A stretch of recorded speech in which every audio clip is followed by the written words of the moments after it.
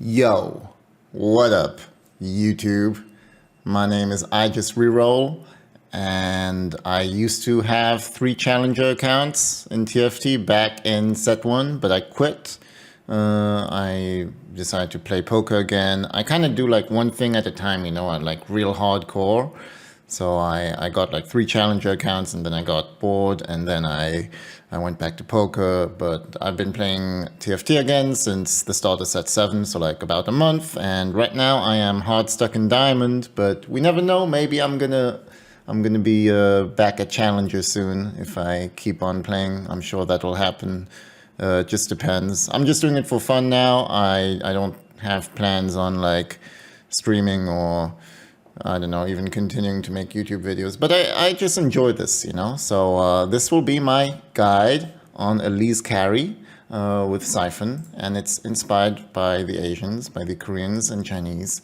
Because I like to do my research, I also used to coach a lot of people in poker. So yeah, let's get into this. So for the introduction to the team composition, I'd say that Elise was on the cusp of being strong in 12.12, but she was just like a bit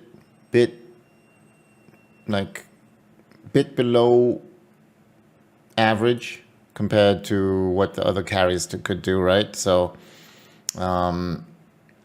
basically, since everything else in 12.13 got nerfed, the units that didn't get nerfed are now really strong. So Olaf, for example, is really strong. Another example is Varus. Varus is really strong. But the thing about Olaf and Varus is that they were already kind of meta before, Like a lot of people knew how to play Olaf and Varus. And I mean, Guild Varus is kind of new. But the thing is, Elise was never really played before, not much at least. And now all of a sudden, everything else got nerfed. Therefore, Elise is really strong now.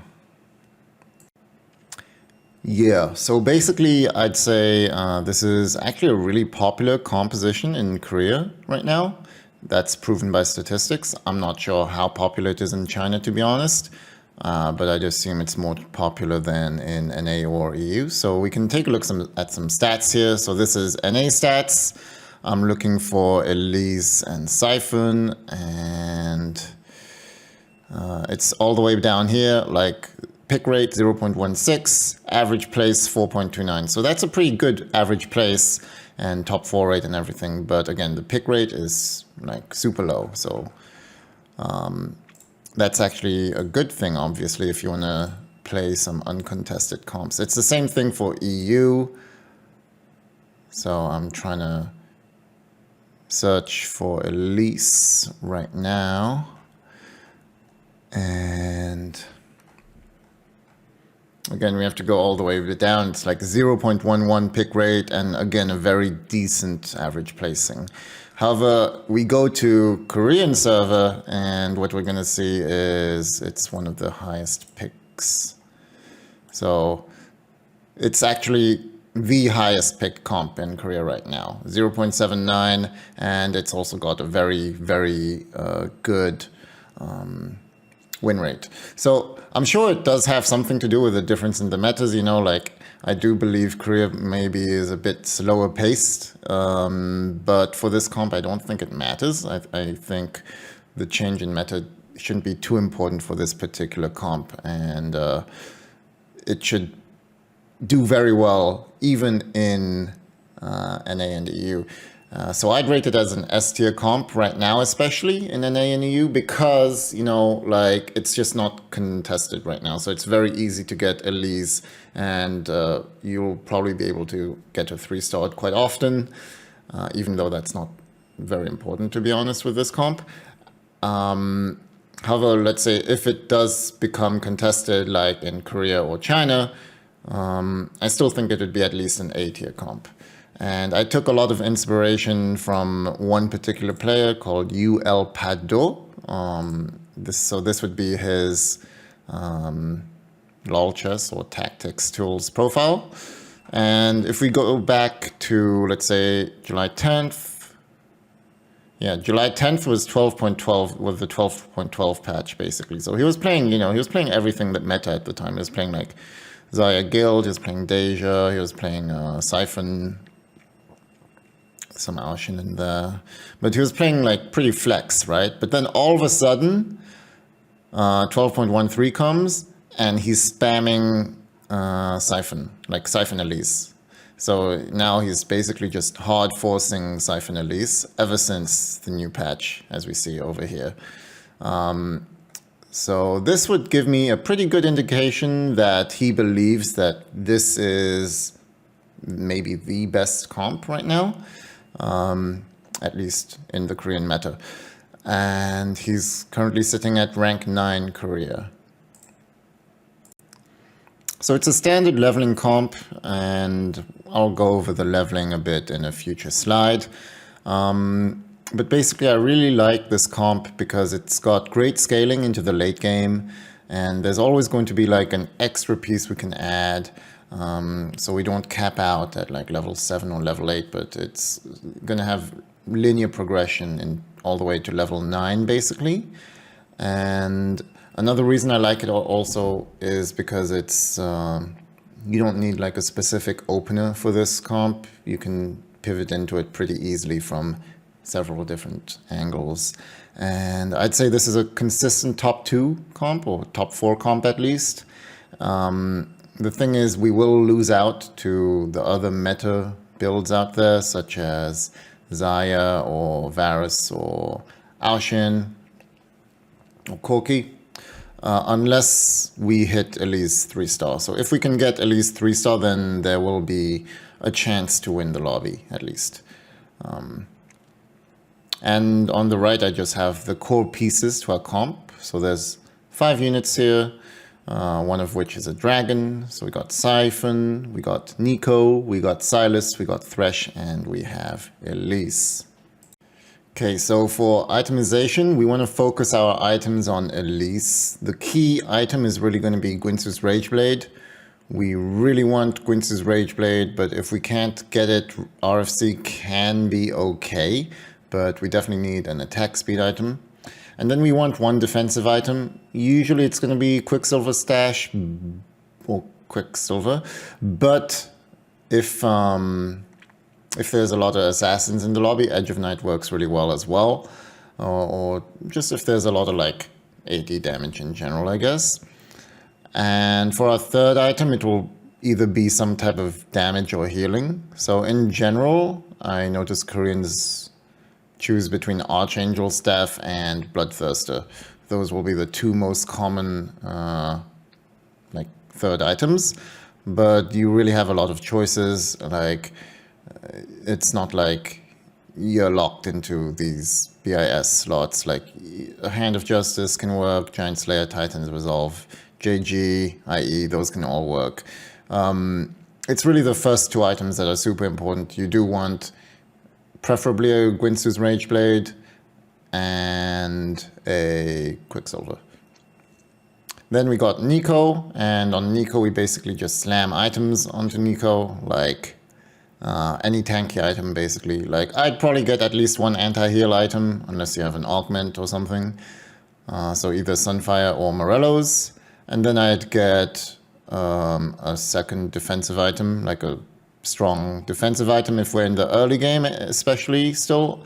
I'd be like using Warmogs or Gargoyles, and then maybe like something specifically to counter someone in the late game. So if you're going to fight for top 1, then you probably want to build to itemize against the enemy comp. So if they're like magic damage, you can put on a Dragon's Claw. Otherwise, if they're AD, you can build Bramble Vest or Frozen Heart. I found actually works well if you can't get a Bramble Vest, like against assassins. You can just put Nico in the back and they'll jump on you. And like some aura items can also work well. But basically just put your tank items on Nico and you'll be good, And then we got SyFen, right? And on SyFen, he's our third carry, so we prioritize SyFen third. And you kind of just slam whatever items you get on him. It doesn't need to be BIS SyFen items at all. You can just put whatever item. So looking at, as an example, at UL Pado, we see SyFen here has a Gwynsus, a Hodge, and a Thornmail. So very mixed items. In the next game, he has a Bloodthirster, Thornmail, and Frozen Heart. In the next game, Frozen Heart, JG, Thornmail. So we see like Warmogs, i.e. Titans. So we see that basically SyFen kind of just gets the remaining items that Elise and Nico didn't really get. It's not super important to build the perfect like BT plus Titans plus IE or something, you know? All right, so in the early game, basically, I don't think the early game is super important, but I'll just say, like, obviously, if you find an early Elise, that's going to be really good for you and a great sign that you want to play this comp. However, I think like pretty much any opener, any good opener can work well because you can like easily pivot to Elise from many different openers. However, one thing I will say is that it is important that we have a Gwynsus Rageblade, or at least the components for a Gwynsus Rageblade. So if we don't have those, it can definitely be worth like loose streaking in order to pick up Gwynsus or Gwynsus components at the carousel. Personally, one of my favorite openers I've had from my not so vast experience playing this comp has been Jade Guardian Shapeshifters on the right. So this is my favorite opener I've found so far with this. It's finding an early Elise and then 3 Jade with Tarek Thresh and Gnar for Shapeshifters and Guardians, and an Ash or something, or Karma will work too. So this is a good level 5 early opener that you'll be able to win streak with.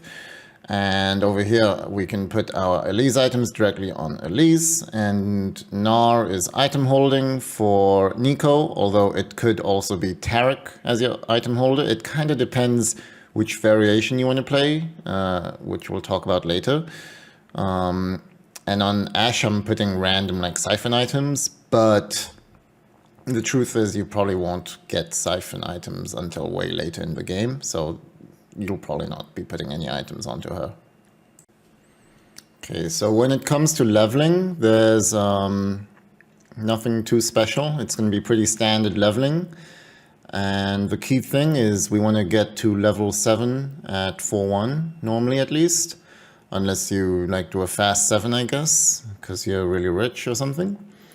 And at level 7, you want to roll down, and you may even just go all in if you're being contested, because you really want to find at least 2-star, Silas 2-star, 1 Nico, 1 SyFen, and at least 1-star versions of our supporting units, who would be either 2 Guardians or 4 Shapeshifters. So the 2 Guardians would be Tarek and Thresh, and the 4 Shapeshifters would be Swain and Gnar. So we'll talk a bit more about these variations right now.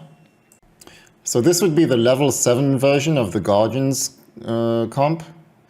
And we got Tarek and Thresh, as we see here, and this is at level 7, basically. And we could say this is decent default positioning. I'm not a positioning expert by any means. Like, I haven't played a ton of games with this comp, and I'm just a diamond player, so I'm sure you could position better, but as a default, I'd say this is kind of okay. We have Thresh and Elise on opposite sides, so basically the intention here is for Thresh to hook the carry over here, and then Elise will kind of not be the first to attack, but rather it would be SyFen and Nico taking the damage. And then Elise will just walk up to the carry and hopefully get a takedown. And once Elise gets a takedown, that's when she really scales and she can just kind of become that super carry, like taking everyone down one by one. And SyFen's positioned on this side because he may be able to charge into the carry if we get a bit of lucky RNG. And I'm just putting Tarek here in case like there's another Thresh or like Assassin or Zephyr or something, you know. And it would be the opposite if you want to hook the other side, obviously. So I'd basically interchange like this in my games. Not very intricate for positioning, but that's kind of how I play. And at level 8, the slotting is very, very like intuitive. We just put in Soraka if we can get her at level 8, and this gives us 3 Jade for a Jade statue, which we can put, I would probably put it like over here on this side, supporting our Nico and SyFen, and Elise will also walk right next to it. Maybe you could put Elise like back here or something in that situation. Alternatively, another thing you could do if you don't care about Jade, which I've seen some people do, is I actually prefer this personally. So I like to put in Pike.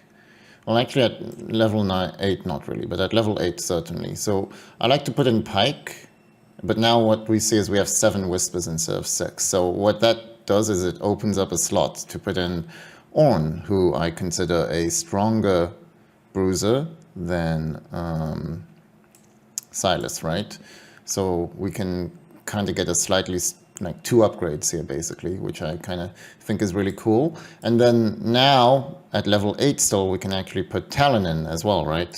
For Tarek, and lose our Guardian synergy.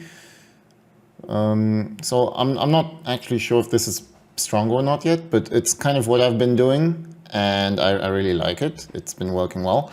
And I also saw Strong Sexy, the rank 1 career guy, do it on stream, so I guess it's viable.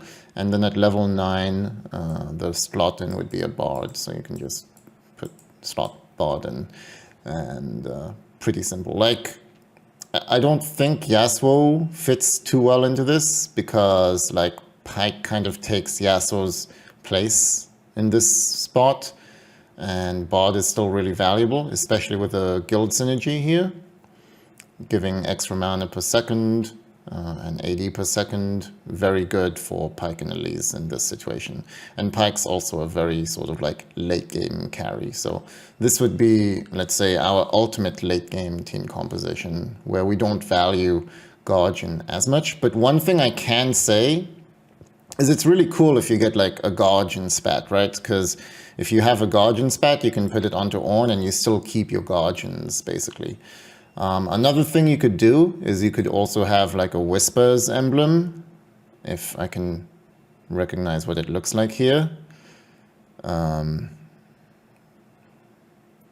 basically we could find the goddamn Whispers emblem, put it on someone, right?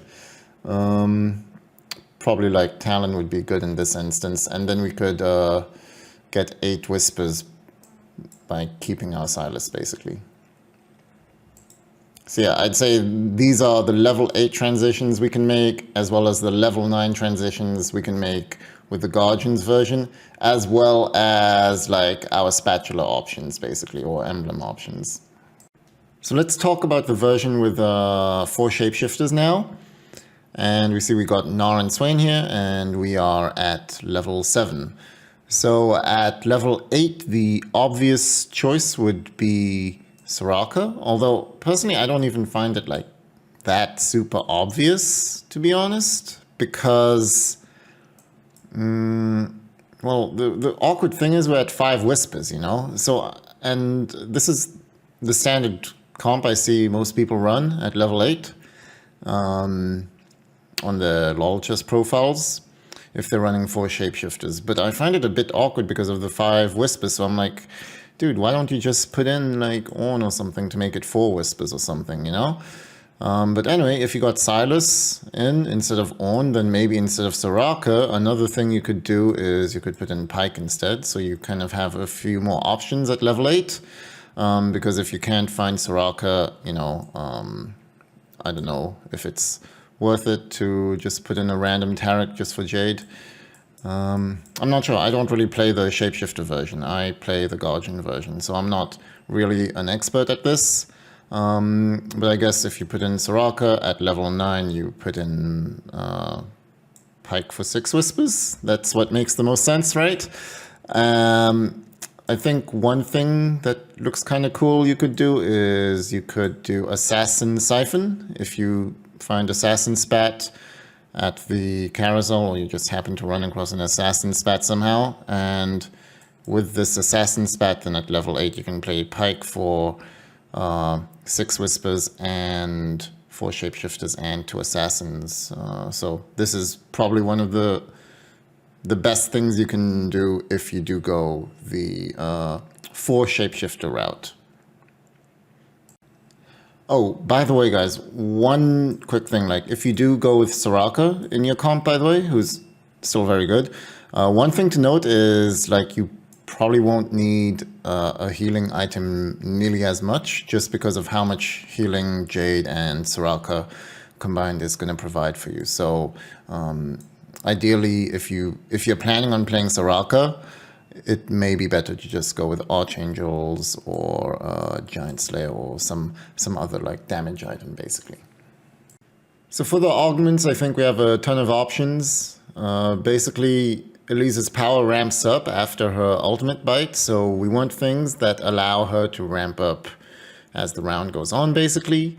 So augments like Celestial, Ascension, Thrill, Second Wind will all be good. Big Friend will be good too, because there's like Nico and SyFen, which will probably be high health and giving a big buff to Elise. You can also just take generally good augments, such as any Cybernetics augment or Electrocharge will work well in general on Elise Carry, but also on many like different comps in general. Shapeshifter augments will also work great. Beast Den, Shapeshifter Heart or Soul, and also trait augments will work well as long as we know how to use the different emblems, which I kind of explained how to use them well. So Shapeshifter Heart or Soul, Whisper's Heart or Crown, Guardian Heart, Crest Crown, Assassin's Crest, Crown Heart, Ancient Archives. Those are all going to be good options with this team comp. So many options with the augments, and obviously if you think you're in a situation where you need to use an economy augment for some reason, like that's also an option sometimes. It's going to depend game to game on what you're given and the situation you're in, I think. And finally, in order to like counter Elise, basically you don't want to allow Elise to kill even one unit if possible, because if she does, like the way her ultimate works is she's going to start targeting the next target that's low health, I think, or that at least it seems like that in my games, that she's going to prioritize jumping onto the next target that's the easiest for her to kill, or that's the lowest health. So basically, yeah, you want to prevent her from even like getting a takedown on anybody, basically. So the 2 keys to that, I think, really are going to be: do not get hooked by Thresh, okay? Because if you get hooked by Thresh, then her targeting will actually go towards the target that got hooked. So, you know, getting a QSS or something would be really good. Or just position properly. And also make sure Elise focuses our 3-item big tank.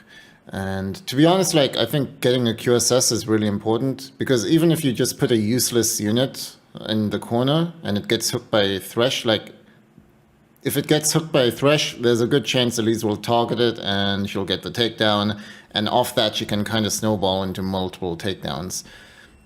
So I'd rather just have a QSS on a carry and then keep the carry in the corner, and that way that carry won't get hooked, basically. And also make sure Elise focuses our 3-item big tank. So I try and have a big tank like Idis or Ilaoi or Nico or I don't know, Ornn or some like big tank there, you know, and just have 3 items on it to make that one tank super durable, so that it takes like a really long time for Elise to like deal damage to it. And also it's like if the entire team is focusing that one tank, it's less likely Elise gets the takedown, so she'll have to move on to another target before like getting her next jump off. And also like while Elise is targeting this one tank, it gives the time for the rest of our team to like attack the Elise, basically. So getting a really strong big tank is really important against Elise, I think.